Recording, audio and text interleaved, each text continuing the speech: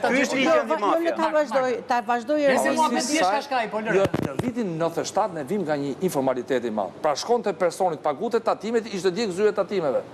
Tash neve vim nga një informalitet që ka qenë në kohë, po flasim nga 2009 që kemi kur ka informacione që blersi merret me aktivitet palishëm dhe të provuar veprën penale, dalin te produkti veprës penale. Është shumë larg. Shiko, ka dy lloj sekuestros, ka konservative, ka dhe preventive. Preventivja kërkohet gjithë më fal. A mund ta lexoj pak, më jep një përgjigje në studio? Një shoku tim thot, ja sekuestruar apartamenti në Porto Lalzi, punimet nuk kanë mbaruar. Kush e përfundon apartamentin? Ose i kthen lekët mbrapsht në rastin që është sekuestruar?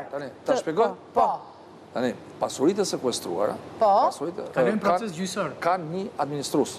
Pra, administron është autoritet shtetëror. Ora, kush e mbaron pronën ose kthen lekët?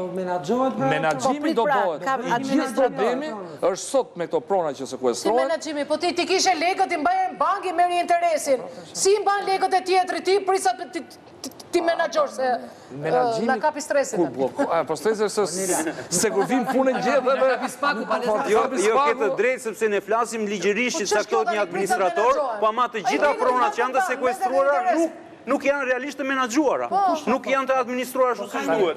Po si janë të administruara? Ka një drejtori formale, e dim ne, po ç'është bërë deri tani? Ç'është bërë deri tani? Jepet me qeraj që është përfunduar, Ornela e tha, ajo që është e papërfunduar, atë nuk e përfundoi. Ku kemi një modelin e sot, po pra po dakord, po ku kemi një modelin e sot që e provon këtë fakt, që qytetarët jenë të qetë, që është marrë e pa përfunduar, po pra ligji është, caktohet administratori dhe do menaxhohet prona, do administrohet. Fakt sot nuk është se kemi të provuar këtë gjë. Ti na gjyka me këto majliqërat, me pjeshkërat, rrushët, me kë jeti me qytetarin apo Unë jam me qytetarin, duhet të jetë pak liberal. Çfarë duhet i garantoj qytetari liberal? Duhet jemi pak liberal me qytetarin, mos shkojmë te konfiskimi që fillim. Të jemi në mbrojtje të qytetarit. Ne vim nga një vend informal. Dhe duke pasur informalitet dhe personi nuk e provon dot, ka qenë me emër tjetër, neve duhet ta falim. Rasti konkret, ke gropa Hajdin Sedis, u sekuestrua apo u konfiskua? Kush është vendimi? Në rastin e Hajdin Sedis. Prit para një sekondë, se aty kam bler individ apartamente nga 15.000 euro metri katrore. Dini ju këto? Ja, po ta them unë. Unë në rastin me sa kam Tani, informacion. çfarë do të ndodhi me këta individ? Kam paguar lekët aty.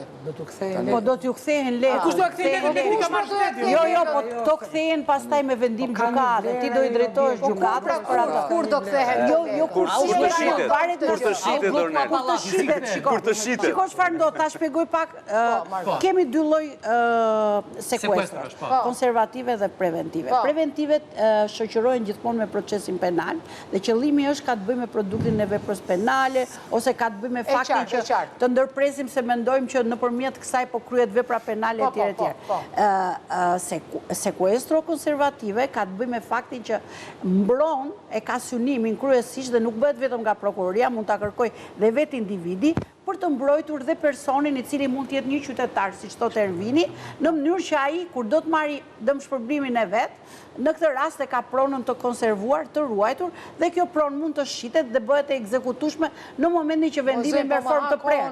Jo, nuk po e hakohen, po shpjegoj. Dhe në këtë rast, në këtë rast ta përfundoj. Se do vinë mua kur të duash ti dhe jo kur dua unë. Jo, pra, në momentin që